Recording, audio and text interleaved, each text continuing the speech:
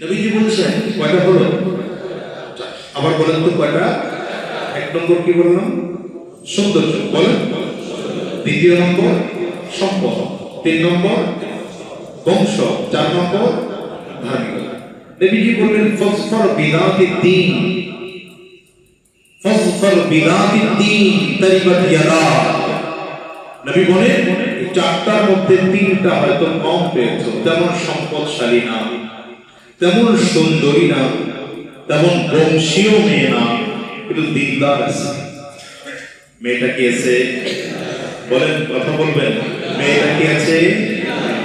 আমি যে বললেন এই মেয়েকে তুমি স্ত্রী হিসেবে গ্রহণ করো, আর যদি গ্রহণ না করো, দিনদারিকে প্রাধান্য না দিয়ে যদি সম্পদকে প্রাধান্য দাও, সৌন্দর্যকে প্রাধান্য দাও, বংশকে প্রাধান্য দাও, আর দিনদারিকে প্রাধান্য না দাও, নবীজি বলেন তোমার দুনিয়াও শেষ হয়ে যাবে, আখিরাতও শেষ হয়ে যাবে। আর বর্তমান যুগে যে অধিকাংশ সংসারগুলোতে শান্তি নেই, মূল কারণ যদি দেখেন দিনদারি।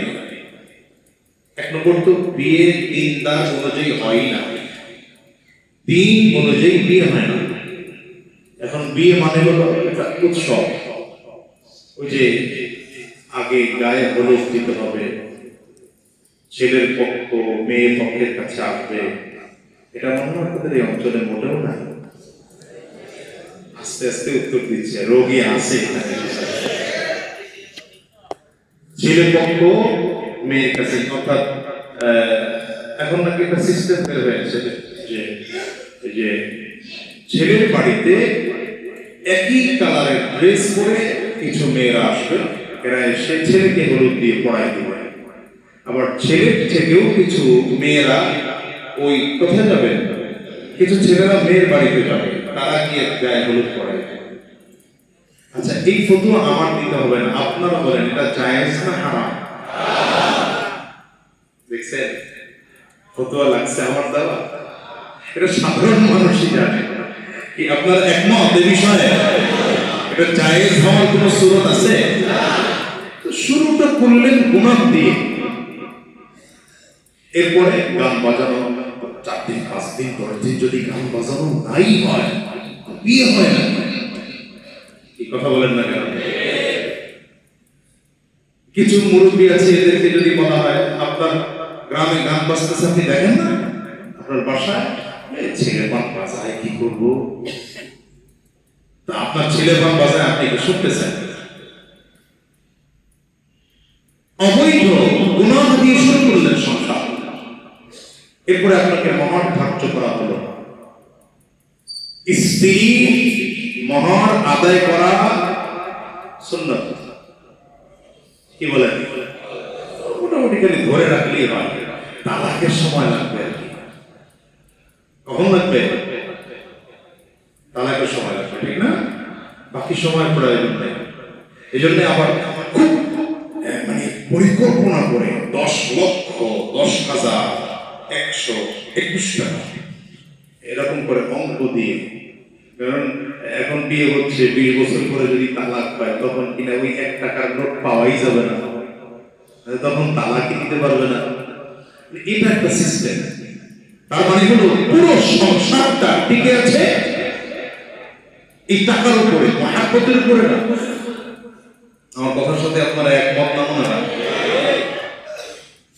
অথচ মহান আদায় করে দেওয়া ফরজ। স্বামীর প্রতি কর্তব্য স্ত্রীর মহান আদায় করে দেওয়া।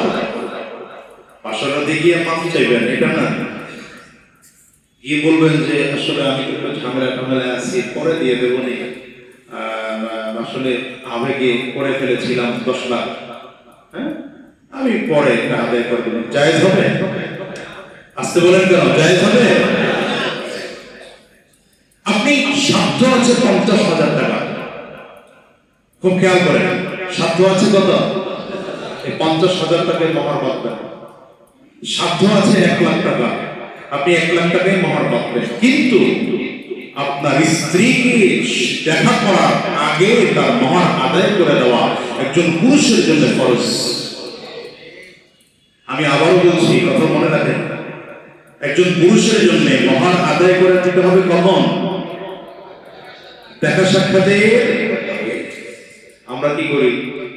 5 বছর হয়ে গেছে, সন্তান 2-3টা হয়ে গেছে, মহরের খবরই নেই। কি কথা বলেন না? যখন তালাকের প্রশ্ন আসে তখন হলো এখন মহার দাম। তো বেচারা চিন্তা করতেছে 20 লাখ টাকা এই মুহূর্তে আমার জন্য টাফ হয়ে যাবে, 30 লাখ টাকা টাফ হয়ে যাবে, তালাকের চিন্তাও করে না। এই জন্য সংসারগুলোতে শান্তি নেই। মনে রাখবেন, যেই বন্ধনের মধ্যে মহাব্বত নাই সেই বন্ধন টিকে না। যেই বন্ধনের মধ্যে কোনো স্বার্থ থাকে সেই সম্পর্ক টিকে না, পশ্চিম কালো টিকবে না।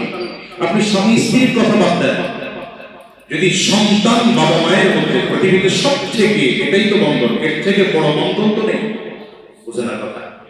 স্বামী স্ত্রীর সম্পর্ক তো যে কোনো সময় শেষ হয়ে যেতে পারে, কিন্তু বাবা আর মা সন্তানের সম্পর্ক পশ্চিমকালেও, কিন্তু সেখানেও যদি সম্পর্কের মধ্যে স্বার্থ থাকে, কখনো কখনো এমন হয় সন্তান আর বাবা মায়ের মধ্যেও সম্পর্ক টিকে না। এই জন্য সংসারগুলো কখনোই আজকে বললাম, মনে রাখবেন, সংসারগুলো কখনোই স্বার্থের মধ্যে নেবেন না। স্বামী আর স্ত্রীর সম্পর্কটা স্বার্থহীন হতে হবে। আপনার স্ত্রী একটা কাজ করে ফেলেছে, যদি সেটা ইসলামী শরিয়াতে পারমিটেড হয়, আপনি চুপ থাকেন। একটা কাজ করে ফেলেছে, আপনার একটা টাকা নষ্টই করে ফেলছে, কিন্তু সেটা জায়েজ কিছু করে নাই, আপনি চুপ থাকেন, মেনে নেন। একদিন আপনাকে খানা একটু রান্না করতে ভাত বেশি নরম হয়ে গেছে, অথবা ভাত বেশি শক্ত হয়ে গেছে, মেনে নেন, এতে শান্তি আসবে। একদিন ঝাল বেশি হয়ে গেছে, একদিন একটু লবণ বেশি, আরে ভাই হতে পারে তো, মানুষ তো। একজন 10 দিন কাজ করলে, 5 দিন কাজ করলে আমারও তো ভুল হয়, আপনারও তো ভুল হয় কিনা ভাই?